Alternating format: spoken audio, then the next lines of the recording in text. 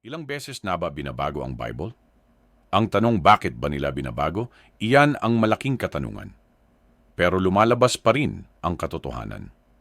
Kahit binabago nila dahil yan ay kwento ng kahapon na mauulit ngayon. Ecclesiastes 1:9. Kung ano ang nangyari ay mauulit muli. Kung ano ang nagawa ay gagawin muli. Walang bago sa mundo. Anong gagawin mo? Na ang chosen one nation ay ang Pilipinas, ang umuulit sa kwento sa New Testament. Kita mo na sa dalawa mong mata, at yan ang tanda na malapit na ang wakas ng kwento at babalik na ang mga Diyos. Handa ka na ba sa big event na paparating sa mundo? Daniel 12. 12 King James Version.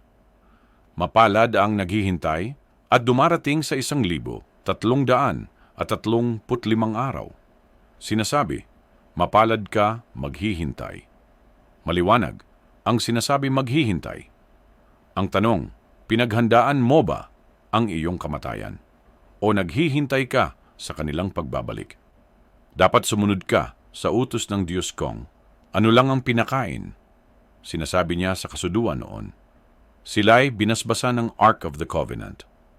Ulitin ko ang Ark of the Covenant. Maliwanag ang sinasabi doon kung ano lang ang kakainin mo. Sa muli, ang video nato ay hindi layunin na palitan ang iyong paniniwala at lalong hindi layunin na kontrahin ang mga relihiyon. Ito ay ayon lamang sa aking pananaliksik muli.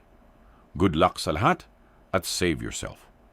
Ulitin ko, iligtas mo ang iyong sarili.